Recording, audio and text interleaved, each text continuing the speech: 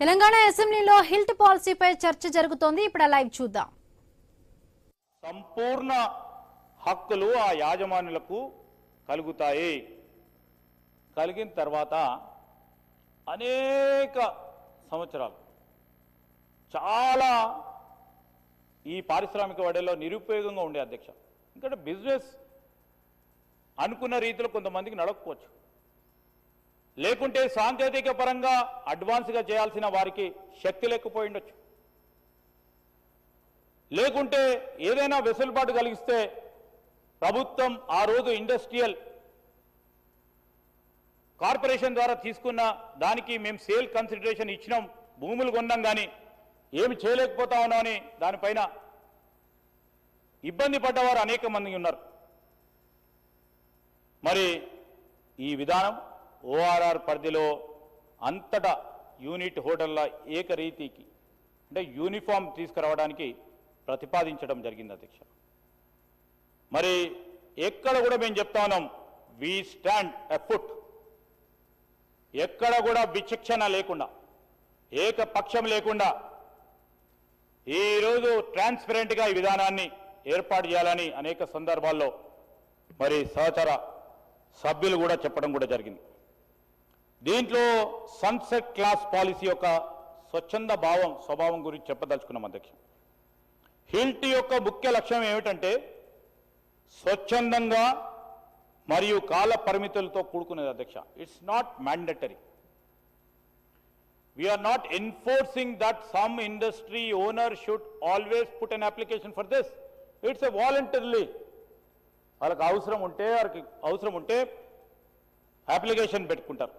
ఇది 6 నెలల వ్యవధి లోపల అధ్యక్ష సన్సెట్ క్లాసు దరఖాస్తు చేసుకోవడానికి ఇష్టపడే యూనిట్ హోల్డర్ల కోసం రూపొందించిన స్వచ్ఛంద పథకం అధ్యక్ష. దీంట్లో ఈరోజు టీజీఐఎస్తో పాటు హెచ్ఎండిఏ ఎంఏడియు ద్వారా ఈ బహుళ వినియోగం కోసం పార్కును మరి నోటిఫై చేసి ఆ యూనిట్ హోల్డర్లు టీజీఐ పాస్ పోస్టల్ ద్వారా స్వచ్ఛందంగా ఆన్లైన్లో దరఖాస్తు చేసుకోవడానికి మరి వీలు కల్పిస్తుంది అధ్యక్ష. అదేవిధంగా ఈరోజు పట్టణీకరణ కాలుష్య నిబంధనల కారణంగా ఈ ప్రస్తుత పారిశ్రామిక కార్యక్రమాలు లాభదాయకంగా లేవని భావించే వారి నివాస వాణిజ్యం లేకుంటే ఐటీఎస్ వంటి అధిక విలువైన ఉపయోగాలు మార్చడానికి వీలు కల్పిస్తుంది అధ్యక్ష. ఈరోజు హిల్ట్ పాలసీకి సంబంధించి కొత్తగా రూపొందించింది చొరవ కాదు అధ్యక్ష. ఇది మేము చేశాము, ఇదేదో చేశామనే ప్రయత్నం మేము ఎప్పుడు కూడా చూపట్లేదు అధ్యక్ష. నేను ఇంతకుముందు కౌన్సిల్లో ఒక ప్రశ్నకు సమాధానం చెప్తా ఉంటే అధ్యక్ష, మా పార్టీ కాదు ఇంకో పార్టీకి సంబంధించిన గౌరవ సభ్యుడు లేచి, సార్ మీరు మీ ప్రభుత్వం బాగా పనిచేస్తూ ఉంది, గత ప్రభుత్వం 10 సంవత్సరాలు ఏం చేసుకోకుండా అడ్వర్టైజ్మెంట్ చేసేవారు, మీరు చేసుకోలేకపోతా ఉన్నారు అని చెప్పారు అధ్యక్ష. మేము ఎప్పుడు కూడా అడ్వర్టైజ్మెంట్ గురించి కానీ మేము చేసుకునే మా సంస్కృతి కాదు.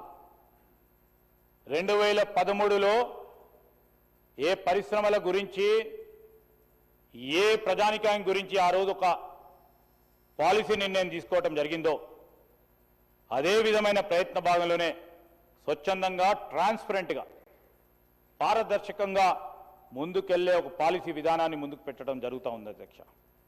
అనేక సంవత్సరాలు ఈ పాలసీ పరంగా విస్తృతమైన స్థాయిలో చర్చలు జరిగినాయి అధ్యక్ష. వనరుల సమీకరణ, ఈరోజు రిసోర్స్ మొబిలైజేషన్ ఇక్కడే కాదు అన్ని రాష్ట్రాలకు సంబంధించి resource mobilisation has become a important functionality of the state government అధ్యక్ష. ఈ వెల్ఫేర్ స్టేట్లో వెల్ఫేర్ పూర్తి స్థాయిలో అందరికీ అందాలని, వనరులు సమకూర్చాలని, ఆ వనరులు ఏ విధంగా సమకూరుస్తామో మనకున్న శక్తి యుక్తి ఏందని ఆలోచన చేసి ఈరోజు వనరులు సమకూర్చే ఈ ప్రధానమైన ఉన్నత స్థాయి క్యాబినెట్ సబ్ కమిటీకి సంబంధించిన అంశం వచ్చేవారు. మరి ఓ ప్రక్కన కాలుష్యంతో పాటు వనరులను కూడా సమకూర్చే కార్యక్రమం చేయాలని మరి ముందుకు వెళ్ళటం కూడా జరిగింది అధ్యక్ష. నేను చెప్తా ఉన్నాం అధ్యక్ష, ఈ కార్యక్రమంలో 2013లో ఆనాడు ఉమ్మడి ఆంధ్రప్రదేశ్ రాష్ట్రంలో మ్యాండేట్ ఇవ్వడం జరిగింది. Mandate compulsory red and orange industries, అప్పుడు కూడా రింగ్ రోడ్ ఏర్పాటు చేసుకున్నాం మనం. ఆ మ్యాండేట్ ద్వారా GOMS 20 డేటెడ్ 1/3/2013 అధ్యక్ష, red and orange industries out side the ring road ఏర్పాటు చేయాలని మ్యాండేట్ కూడా ఇవ్వటం జరిగింది అధ్యక్ష. అదే కార్యక్రమంలో ఈరోజు చెప్తా ఉన్నాం అధ్యక్ష, క్రొనాలజీ ఆఫ్ ఈవెంట్స్లో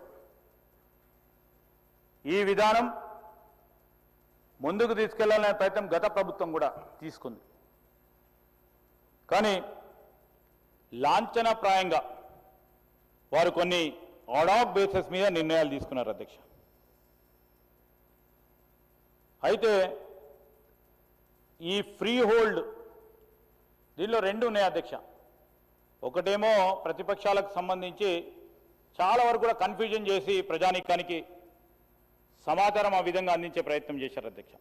ఒకటి, నేను ఇంతపూర్వకం చేసినప్పుడు మేము ఈరోజు హిల్ట్ పాలసీ తీసుకున్న నిర్ణయం ఎవరికైతే వారి వారి ఆస్తులు ఉన్నాయో వారికి పూర్తి స్థాయిలో హక్కులు కలిగిన వారి భూమికి సంబంధించి ఫీజు ఏర్పాటు చేయడం జరిగిందో అదొక అంశమైతే, గత ప్రభుత్వం టీఆర్ఎస్ పార్టీ ప్రభుత్వం 2 జీవోలను తీసుకొచ్చింది అధ్యక్ష. GOMS 19. అదేంటి అధ్యక్ష, ఈ GOMS 19కి సంబంధించి లీజ్ ల్యాండ్స్ అధ్యక్ష. లీజ్ ల్యాండ్స్ అంటే ప్రభుత్వానికి పూర్తి స్థాయిలో సర్వ అధికారాలు ఉంటాయి. లీజుకు సంబంధించి కానీ 33 ఏళ్ళు 99 ఏళ్ళకు సంబంధించిన అంశాలు వస్తాయి అధ్యక్ష. అలాంటి అంశాలు వచ్చినప్పుడు 99 సంవత్సరాలకున్న లీజ్ ల్యాండ్ని ఫ్రీ హోల్డ్ చేసే కార్యక్రమం చేసిన అధ్యక్ష గత ప్రభుత్వం. దాన్ని జీవో తీసుకొచ్చిన అధ్యక్ష. ఆ జీవోకు సంబంధించి కూడా 29/8/2023 department of industries and commerce grant of free hold rights Azamabad industrial estate orders issued. దీనికి సంబంధించి 136 ఎకరాలకు సంబంధించి 136 ఎకరాల 4 గుంటలకు సంబంధించి ఈరోజు 86 ప్లాట్లకు సంబంధించిన అంశం విషయంలో ఫ్రీ హోల్డ్ ఇచ్చిన జరిగింది, అంటే వారికి హక్కులు కల్పించారు. అదేవిధంగా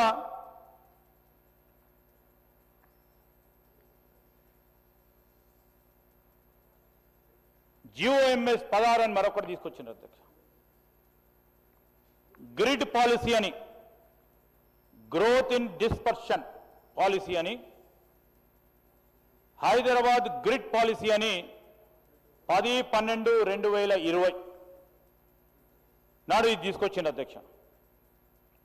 దీంట్లో కూడా మరి వారు ఇదే విధమైన ప్రయత్నం చేసిన గ్రిడ్కు సంబంధించి మరి అప్పుడు ఏర్పాటు చేసుకున్న పారిశ్రామిక వాడల్లో ఫ్రీ హోల్డ్ చేస్తూ కొద్దిగా ITSకి సంబంధించి స్మాల్ కంపెనీకి సంబంధించిన పెట్టాలని ఒక ప్రయత్నం చేసింది. ఇది ఈ IT పార్కులకు సంబంధించి వారు 11 ఇండస్ట్రియల్ పార్క్స్ సంబంధించి 11 industrial parks that are with in ORR ఈ IT పార్కులు చేయాలని 50% సంబంధించి మరి IT నిర్మాణం చేయాలని చేస్తే ఎవ్వరు కూడా ముందుకు రాలేదు అధ్యక్ష. చాలా వరకు కూడా ముందుకు రాలేదు. అదేవిధంగా నేను ఇంత పూర్వకం చెప్పినట్టు షార్ట్ బ్రేక్